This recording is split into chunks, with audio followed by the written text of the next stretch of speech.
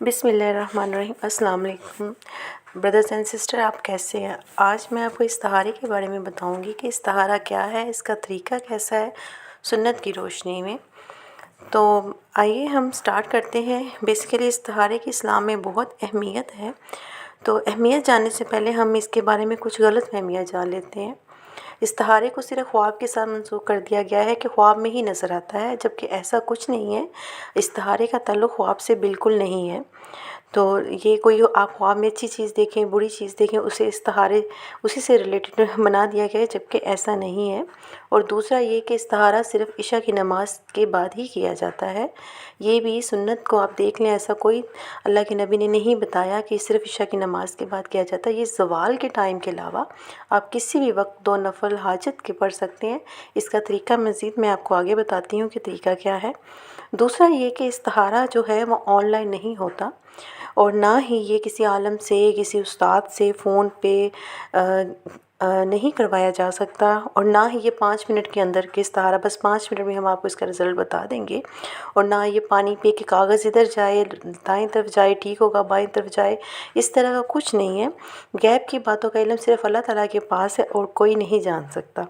اب ہم چلتے ہیں استخارے کی اہمیت کی طرف۔ استخارے کی اہمیت اتنی ہے کہ صحابہ کرام نے فرمایا کہ اللہ کے نبی نے ہمیں استخارے کی دعا ایسے سکھائی ہے جیسے قرآن پاک۔ تو آپ خود ہی جان لیجئے اس بات سے، اس حدیث سے، کہ استخارے کی کتنی اہمیت ہے۔ اب استخارہ کرنا کن چیزوں کے لیے چاہیے؟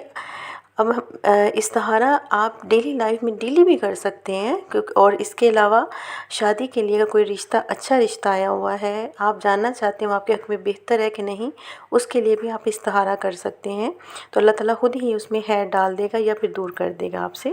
کوئی کاروبار آپ شروع کرنا چاہ رہے ہیں، آپ کو نہیں پتہ اس میں نقصان ہوگا کہ فائدہ، کوئی پارٹنرشپ کرنا چاہ رہے ہیں کسی کے ساتھ مل کے، تو اس کے بارے میں بھی آپ استخارہ کر سکتے ہیں۔ کوئی جاب ہے تو اس کے سلیکشن کے لیے آپ کو سمجھ نہیں آ رہی، تو آپ اس کے لیے بھی استخارہ کر سکتے ہیں۔ کوئی سفر پہ جانا ہے، آپ نے کسی دوسرے ملک جانا، کسی دوسرے شہر جانا ہے، تو آپ کو نہیں پتہ وہ جگہ آپ کے لیے فائدہ مند ہے، اس کے لیے بھی استخارہ کر سکتے ہیں۔ اب ہم استخارے کے طریقے کی طرف آتے ہیں۔ استخارہ بیسیکلی 2 نفل اس میں آپ نے پڑھنے ہوتے ہیں۔ 2 نفل کی نیت کرنی ہوتی ہے کہ یا اللہ اگر یہ میرے حق میں بہتر ہے تو اس میں خیر نازل کر دے، اگر نہیں بہتر تو پھر اس کو مجھ سے دور کر دے۔ سورہ فاتحہ کے بعد آپ نے کوئی بھی سورہ جو یاد ہے وہ پڑھنی ہے، اور پھر یہ دعا پڑھنی ہے، اور حاصل امرہ گرین لفظ میں جو ورڈ لکھا ہے اس میں اپنے کام کا ذکر اللہ تعالیٰ سے کرنا ہے، ایسے ہی کہ یہ بہتر ہے میرے کام میرے حق میں، تو اس میں فائدہ پیدا کر دے، اور اگر نہیں بہتر تو اس میں اسے خود ہی مجھ سے دور کر دیں۔ تو انشاءاللہ تعالیٰ آپ چند دنوں میں ہی دیکھیں گے کہ اللہ تعالیٰ اس میں خیر نازل کرتا ہے کہ وہ اس میں کوئی رکاوٹیں آ جاتی ہیں۔ خیر نازل ہوگی تو آپ وہ کام کنٹینیو رکھیے گا، نہیں تو پھر اسے چھوڑ دیجیے گا۔ سلام کے بعد آپ نے دعا کمپلیٹ کرنی ہے، اللہ کی تسبیح بیان کرنی ہے، درود اللہ کے نبی پہ بھیجنا ہے، اور کم از کم 7 دن تک آپ نے یہ استخارہ کرتے رہنا ہے۔ انشاءاللہ 7 دن کے اندر آپ کو اللہ تعالیٰ کی طرف سے واضح اشارے ملنے لگ جائیں گے کہ یہ کام آپ کے حق میں بہتر ہے کہ نہیں۔ اب میں آپ سے شیئر کرتی ہوں میرا اپنا ذاتی تجربہ استخارے کے بارے میں۔ میں گورنمنٹ ٹیچر تھی، اور ایک وقت ایسا آیا مجھے اپنے بچوں کی وجہ سے فیصلہ لینا پڑا کہ میں جاب کنٹینیو کروں کہ چھوڑ دوں، مجھے کچھ سمجھ نہیں آ رہی تھی۔ تو میں نے لگاتار استخارہ کیا، 7 دن تک میں استخارہ کرتی رہی، تو میرے کام میں رکاوٹیں ہی آتی گئیں کہ میں جاب نہ کنٹینیو کروں۔